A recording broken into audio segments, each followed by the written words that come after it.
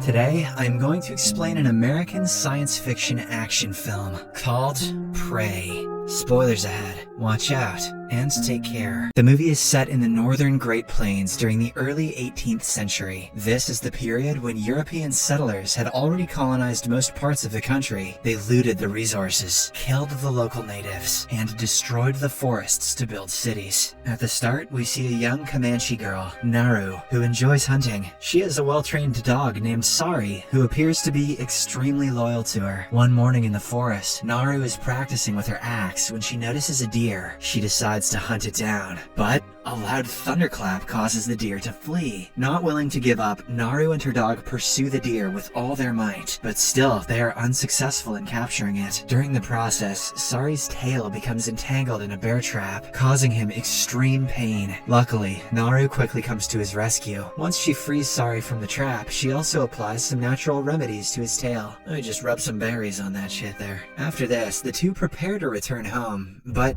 just then, they hear a loud noise coming from the sky. Naru immediately goes to investigate, and when she reaches a nearby cliff, she sees a large alien ship flying through the clouds. Must have accidentally inhaled some of those berries. In the following scene, Naru meets her brother, Tabe, who is an excellent hunter. In fact, he is regarded as the fiercest fighter in the entire tribe. Whenever they go for a big hunt, Tabe is the one who leads them. Naru shares with him that she saw a thunderbird in the sky earlier. She also expresses that she is ready to join him in the upcoming hunt. However, Tabe does not believe that she is prepared, saying it is dangerous. Following this, Naru returns to her mother and assists her in preparing some medicine. As she is sharpening her axe, her mother inquires as to why she wants to hunt. Naru responds that she is as skilled as the others because she uses her intelligence more than her physicality. However, even her mother believes that she can't hunt. This proves that the Comanche people do not think that their women are capable of hunting like their male counterparts. A few moments later, Tabe arrives with a hunted bird for food, but Naru does not appear to be pleased with it. On the other hand, a dangerous-looking predator jumps out of the ship. He has extremely advanced weapons on him, like lasers, thermal vision, and also the ability to become invisible. To give us a brief demo of his abilities, the predator walks into the forest and effortlessly kills a giant snake. Elsewhere, while gathering herbs for the medicines, Naru notices the men making their way into the jungle in order to kill a lion. When she learns that the lion has captured one of their men, named Pui, she decides to join them. As expected, the men refuse to let her come along, but when Tabe vouches that she can help treat the wounded, they agree. Soon the search begins, and Naru guides everyone using her so-called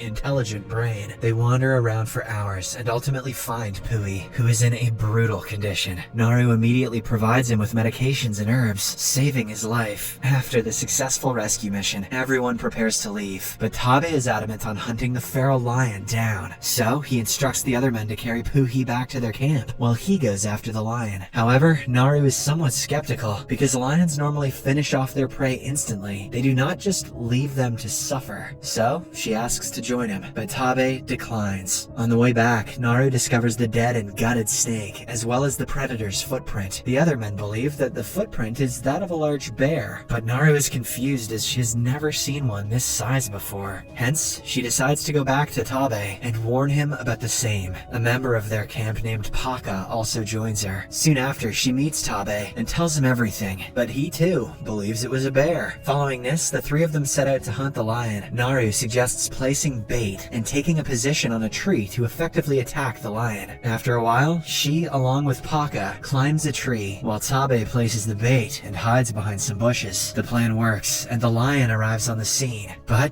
instead of going after the bait, it lunges towards the duo. At first, the lion kills Paka and slowly starts moving towards Naru. The latter is holding a spear, confident that she can defend herself, but right then, she notices the predator. This distracts her momentarily, allowing the lion enough time to strike her and knock her to the ground. A few hours later, Naru wakes up and finds herself back at the village camp. It turns out that her brother saved her from the lion and brought her home. Meanwhile, Tabe also arrives with the lion's head. All the villagers are proud of him, so the elders elevate him to the position of war chief. However, Naru remains convinced that there is something else in the forest and wishes to go back. She tells Tabe about it, but the latter dismisses her, stating that she is not prepared to hunt yet. Since no one believes her, Naru decides to take matters into her own hands. Early the next morning, she, along with her dog, heads to the forest to investigate. There, she makes a rope out of wood skins, ties it to her axe, and uses it as a boomerang. With the help of it, she is able to hunt down a rabbit, which she cooks in the forest and eats with Sari. Meanwhile, the predator is watching a wolf, which is about to pounce on a small animal. As soon as the wolf catches its prey, the predator attacks and kills it. Invisible 3D slice. On the other hand, Naru continues to move in search of clues about the predator. After a while, she arrives at a location where she discovers several dead buffalo with their skins ripped off. Naru is shocked and perplexed as to who could have done this, as buffaloes are regarded as symbols of honor and generosity in their culture. Alongside the bodies, she discovers a cigar, but Naru is unaware of what it is. After her investigation is done, she continues her journey until she falls into a swamp. To make matters worse, it turns out to be quicksand. Naru slowly drowns inside, and it appears as if she will suffocate to death. But fortunately, she still has her axe boomerang. Using this, she somehow manages to rescue herself. Naru then heads to the nearby river to clean herself up. Meanwhile, we see the predator noticing the same cigar. In the next scene, Naru discovers a large bear devouring its prey. Normally, even the bravest of villagers would run away from the beast, but Naru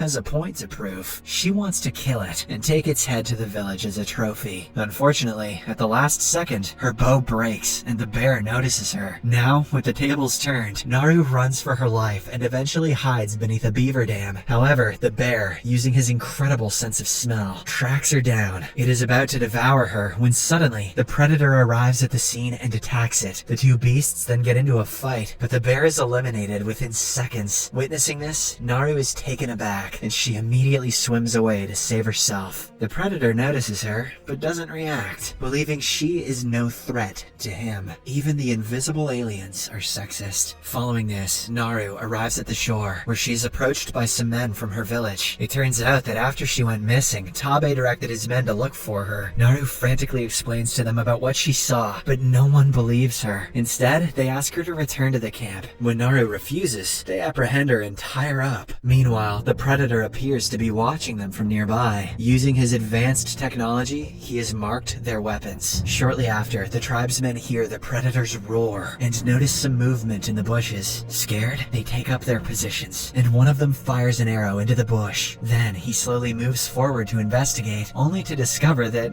it is just a rabbit. This cracks up all the men, and they make fun of Naru's fear. But just then, 3 lasers point at the man's body, followed by metal arrows, killing him instantly. Because of this, the other men start shooting their arrows in random directions, and one of them hits the predator and exposes his real self. The men immediately begin attacking him, but the deadly alien is so powerful that he But the deadly alien is so powerful that he effortlessly kills the men one after another. The kills are sweet. Too bad you can't see them because of YouTube's stupid guidelines. As the fight goes on, Naru somehow frees herself and escapes from the area. Unfortunately, the predator kills all the men and starts pursuing her. Naru tries to lose him in the woods, but ends up getting caught in a bear trap. Soon, the predator approaches her, seemingly to finish her off. However, seeing her struggling and in pain, he stops. This makes Naru realize that the predator does not attack bait or unarmed ones. At the same time, some French hunters arrive with guns, knock Naru out, and kidnap her. In the next scene, she regains consciousness and finds herself trapped inside a wooden cage. She then notices a man smoking a cigar and learns that he is the one who killed the buffalo earlier. Just then, a translator approaches her and asks what she knows about the predator. When Naru does not respond, they reveal another hostage who is none other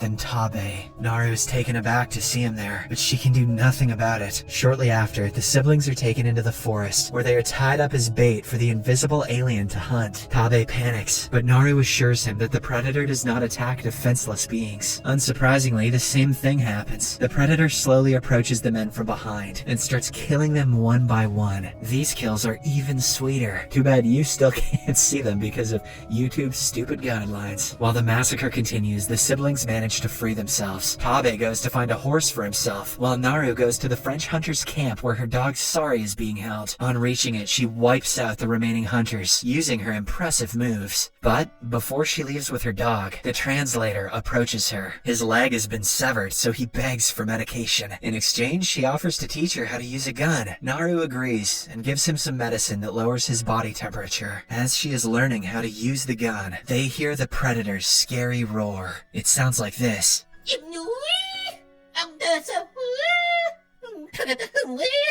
So, Naru immediately hides behind a tree while the translator pretends to be dead. Surprisingly, the predator isn't able to locate the translator because of his low body temperature. This makes Naru realize that he has a weakness after all, but the predator makes up for this rare weakness with his intelligence. He steps on all the corpses one by one. Most of them do not respond, but when it's the translator's turn, he screams in pain. Realizing that the human was only pretending to be dead, the predator kills him in a flash. After this, he spots Sari and aims his laser at it. However, as he is about to shoot, Tabe arrives out of nowhere and attacks the predator's head, causing his helmet to fall off. As a result, the laser present in the helmet points and shoots the tree rather than Sari. Seeing this, Naru realizes that the metal arrow is following the laser points rather than the enemy's location. By the time the predator retrieves his helmet, Tabe attacks him. Surprisingly, the tribesman goes toe-to-toe with him and even manages to land some impressive shots.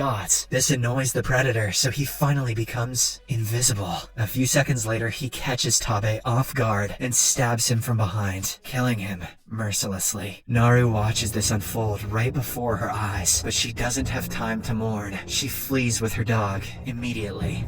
The next morning, she spots one of the surviving French hunters across the river and apprehends him. She severs his leg, preventing him from fleeing and using him as bait. She then takes the medication, which lowers her body temperature and makes it impossible for the predator to sense her. A while later, the predator arrives as planned and tries to go after the person who set up the bait, but as expected, he is unable to locate Naru. Suddenly, she shoots him in the head from behind, takes his helmet, and runs away. Following this, she positions the helmet in such a way that the laser can be directed at the predator. Soon, he arrives, and Naru jumps onto him and begins tussling. She manages to cut off his hand using his own weapon. Next, she, along with the help of Sari, ties the predator with a rope and drags him to the swamp. As per the plan, he points the metal arrows at Naru, oblivious to the fact that the laser is aimed at himself. When he shoots, the metal arrows end up penetrating his own head, finally killing him. In the last scene,